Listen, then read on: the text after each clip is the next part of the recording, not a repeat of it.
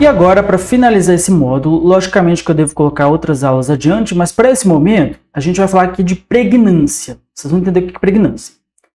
Na verdade, eu poderia ter falado de Gestalt, mas como a gente não vai trabalhar com logo, criação de logo nesse curso especificamente, não sei se valeria a pena falar de Gestalt, porque eu teria que dar uma curva muito grande, eu não sei se isso ia caber na cabeça de vocês.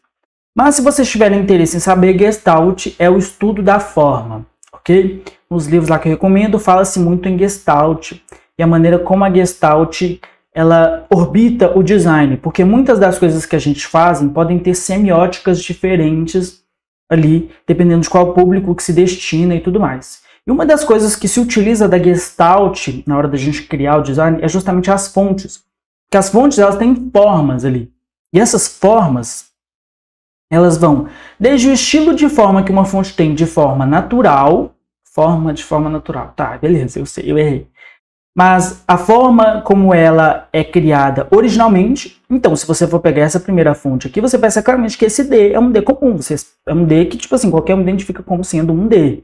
Qualquer pessoa que seja letrada sabe que isso aqui é um D. Isso aqui também sabemos que é um D. Mas dependendo do tipo de pessoa, de situação, será que todas as pessoas vão saber que isso aqui é um D? Até mesmo isso aqui. E o que é a pregnância? A pregnância é justamente a capacidade de legibilidade de uma fonte. Quanto mais legível aquela fonte for, melhor é a pregnância dela. E como que isso é importante? Isso é importante para você conseguir passar suas informações com muita clareza. Na hora que a gente chegar lá no módulo falando de criação de criativos e como a gente precisa se comunicar com o público, que a gente precisa entender alguns aspectos ali do público, a gente precisa passar a mensagem com a maior clareza possível. Essa mensagem ela tem que ser muito clara. Ela tem que ser muito fácil de ser entendida. E uma das formas da gente conseguir chegar nesse aspecto é justamente através da pregnância das fontes. Porque a pregnância da fonte é que vai determinar se aquilo é legível ou não. Por exemplo, o texto aqui, design bom é design limpo. Só fazendo um adendo, gente, o contrário de design limpo não é design sujo não, tá? É design poluído. Então, se você chegar lá naquelas nossas imagenzinhas de referências bosta, isso aqui é um design absolutamente poluído, porque esse aqui tá uma bagunça, tá tudo... O cara chegou, jogou tudo assim. E não tá nem aí. A entropia cantou aqui, né? Pra quem é fã de ficção científica, a entropia cantou nesta arte, né? Essa aqui também. Menos, mas também. Mas, vocês podem observar que, por exemplo, essa fonte aqui precisava desse G no meio, até porque ela tem uma certa pregnância, né? Ele não utilizou nenhuma fonte cursiva aqui. Deixa eu ver se esse aqui utilizou. Não utilizou uma fonte cursiva, mas utilizou isso aqui, ó. Essa bizarrice sem sentido aqui. Pra que isso? Mas tudo bem.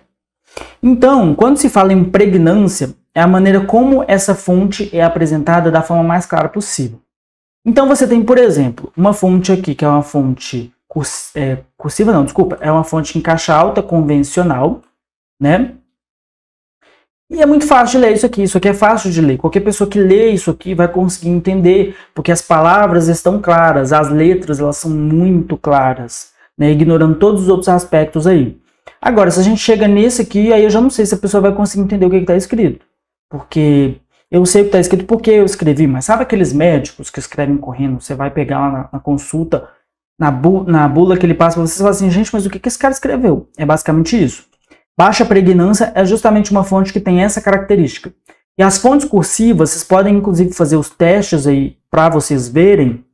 A fonte cursiva, ela tem um problema de pregnância maior, porque ela é pensada principalmente para título. Mas é interessante, assim como naquele nosso trabalho que a gente fez, que esse título ele seja utilizando a fonte sempre em caixa baixa. Então você tem a primeira letra em caixa alta e as demais em caixa baixa.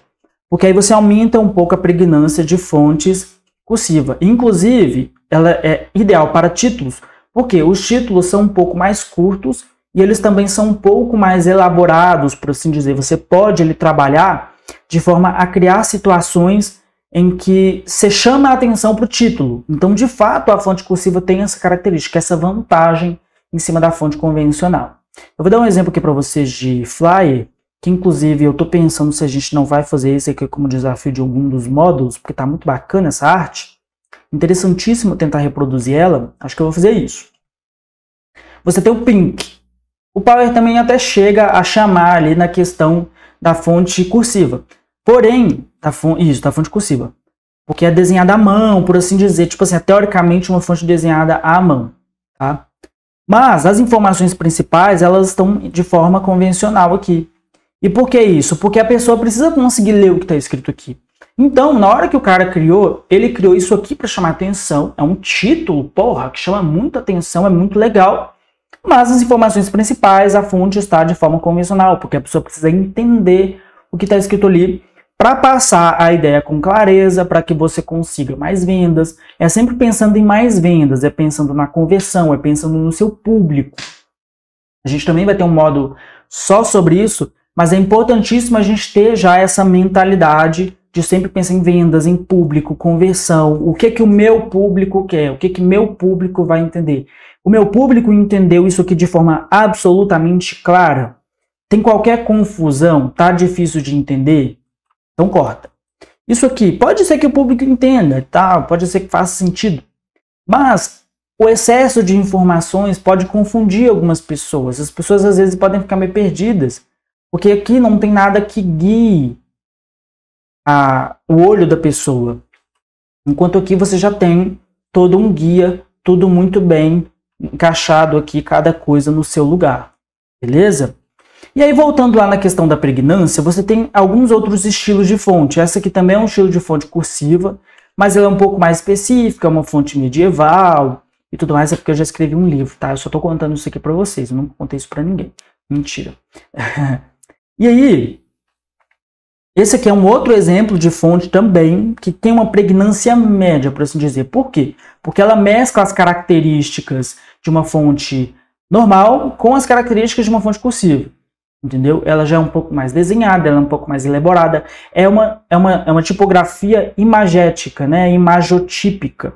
Eu não sei se tem um nome específico para isso, mas é aquela tipografia que ela é feita desenhadamente de forma que você consiga, principalmente, criar um certo impacto ali. Beleza? E aí você tem aqui um outro exemplo de fonte, e aí eu peguei justamente uma fonte que é justamente o oposto daquela nossa primeira, porque ela é uma fonte muito chunchada, ela é toda exprimida, parece que alguém apertou assim, ela é densa, ela é uma fonte bem densificada. Primeiro porque ela é alta, ela já é mais alta, isso aí ao longo do processo a gente vai entender quais são as melhores fontes para se utilizar nas melhores situações. Vocês vão entender isso aí ainda, tá? Isso aqui é muito importante. Por isso que é interessante que o designer tenha pelo menos duas fontes ali. Uma mais de título, né? Uma um pouco mais desenhada e uma um pouco mais limpa. E aí, nesse caso, essa fonte, qual seria o ideal para ela? Porque ela aqui, ó, tá muito chunchada. E no estudo de fonte, é importante que a gente entenda essa questão. Porque se eu pegar e diminuir o espaçamento aqui, a fonte simplesmente some, cadê a palavra? E aí eu posso aumentar isso aqui, que seria o ideal para esse tipo de fonte. E aí essa fonte aqui, ela pode servir para título, só que ela já não seria tão ideal assim para título, quanto ela seria fazendo conjunção com uma outra fonte. Quer ver o exemplo? Vou fazer um exemplo rápido aqui para vocês entenderem. Eu tenho aqui essa fonte, vamos supor, e aqui embaixo eu tenho essa outra informação aqui. E por estar mais distante, ela iria se encaixar melhor. Mas eu estou dando um exemplo bobo aqui, não encaixou, foi porcaria nenhuma, mas acho que vocês conseguiram entender.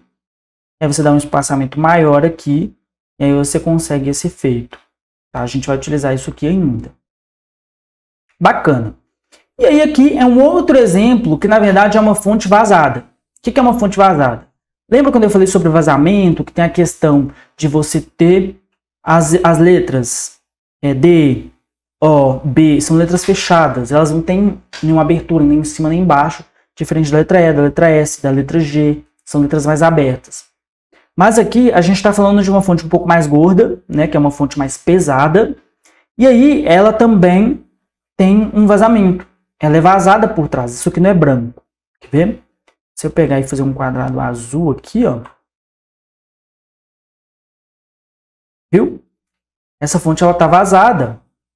E por ela estar vazada, você... Aqui. Por ela estar vazada, você consegue ver o que tem atrás dela. E aí, nesse caso, a gente utiliza isso aqui também, e a gente vai utilizar essas informações.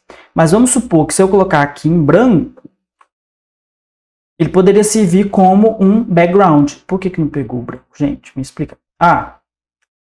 Nós vamos entrar na parte de efeitos ainda, mas só dando um pequeno spoiler aqui, ó, eu coloquei aqui no stroke, tá? Ignora isso aqui por enquanto. Isso aqui não entra na cabeça de vocês, não, senão vocês vão ficar perdidos. Daqui a pouco ninguém sabe o que tá fazendo.